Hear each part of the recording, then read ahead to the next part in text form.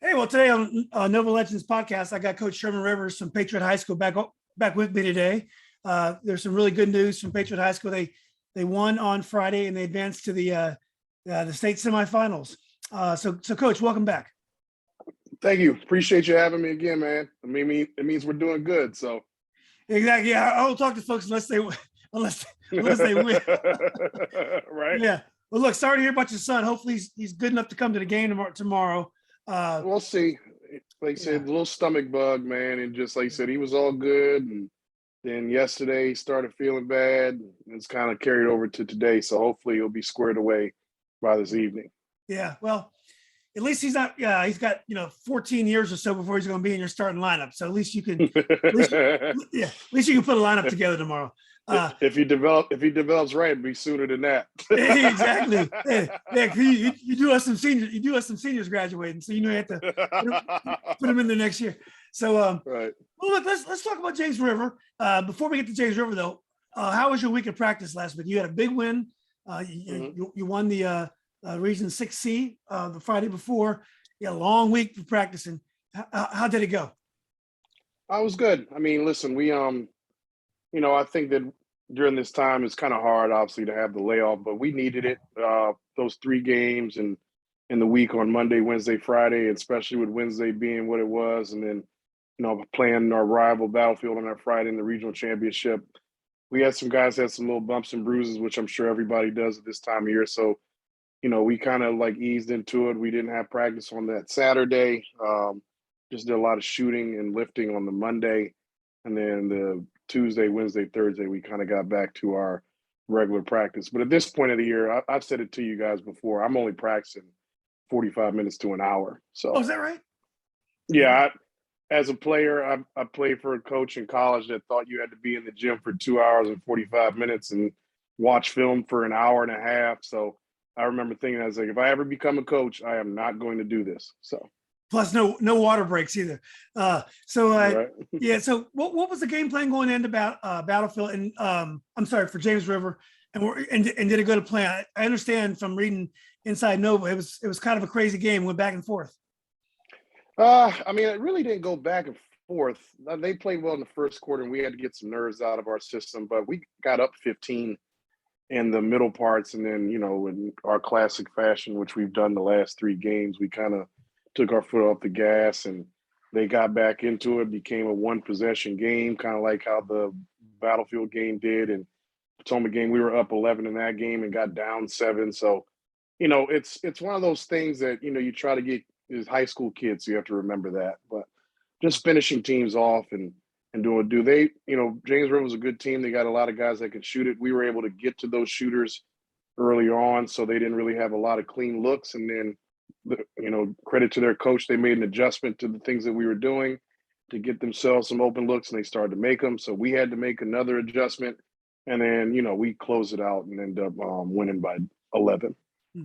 So unlike Coach Carlos over at Hayfield, he was telling me that they ended up with a pretty comfortable win against Washington Liberty. But Bobby's a competitor. He did put up a fight, and it was close, through the half.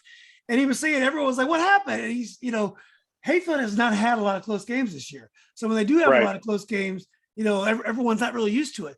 On the other hand, you've actually been tested. You're undefeated. But you had some games when you had to make some really big plays to win. Right. Actually, as a coach, you probably prefer to be in that position. As long as you win, it's probably better to be in that position. Wouldn't you say? No, I completely agree. In years past, even the team that we made it to the state tournament back in 2019, and then that next year, we were beating people by so much large margin. A lot of our games weren't close, so we really didn't see what we were going to have to deal with if we got ourselves in adverse situations. This season, it has not been that. We've probably had 10 plus games that have been in the single digits. And, on the other side of that, we've had a good amount of games that we've won by a large amount. But, these, to their credit, our players, they don't blink at the sign of adversity. They just keep doing what they're doing. And it's crazy to see the confidence they have in themselves down the stretch of games that we've been in those sort of situations. Because, like I said, we had a really close game with Champ. We've had a close one with Battlefield. In the first game, we won by 1 point. Clearly, the Potomac game.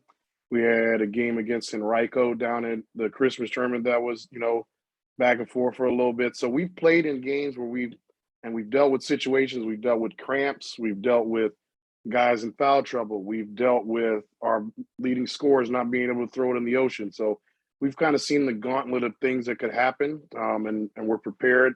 Obviously, they happen that way, and I'm glad that we've been able to learn our lessons in wins and not in losses. Clear this time, because if you lose now, that's it. That's it. Yeah. One sports axiom that I hate is you can't beat a team 3 times, 4 times. To me, I'd rather play a team that I've already beaten 10 times because I know I can beat them. They know we can beat them.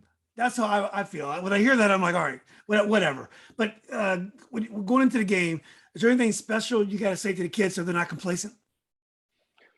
The thing about it is too. I know that everybody's like, man, I can't believe they're playing them again, and it is what it is at this point. But Yeah. one thing I don't have to worry about is motivating. First of all, for the time of the year, state semifinals, but more importantly, when it's your main rival, you don't have to worry about their energy level going into the game or looking past someone, because the rivalry makes you want to win regardless of what the records are. So, clearly Battlefield's a good team. So it's not like we're going against somebody that, isn't good. Like I said, they only got 6 losses. Just so happens that 4 of them have been to us. And everybody says it's hard to beat team this many times. And listen, I'm not saying it's not true, but a lot of times that's the people saying that are the ones that end up losing that 3rd or 4th time.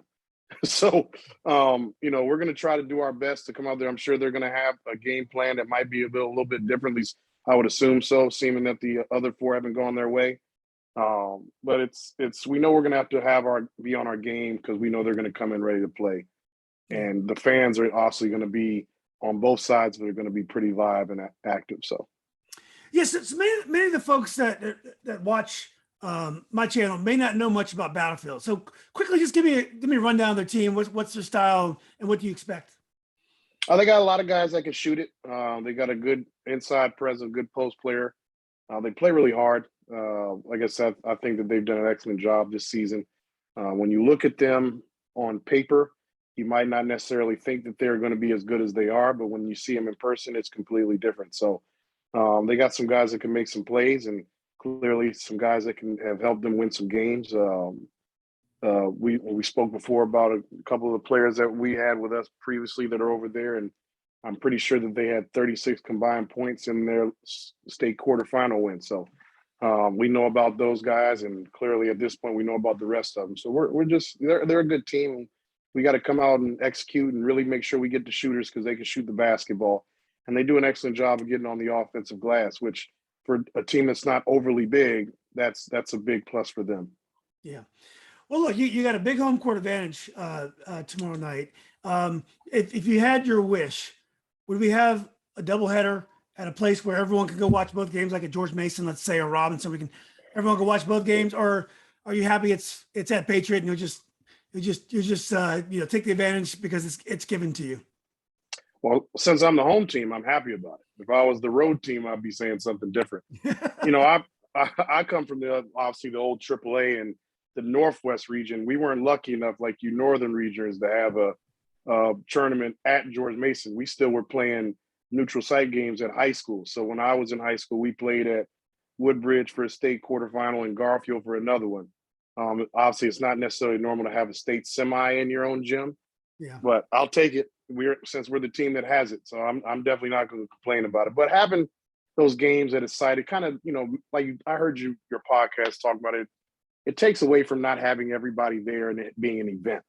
But like I said, it wasn't necessarily an event for me growing up, because we weren't fortunate to have a George Mason down the street.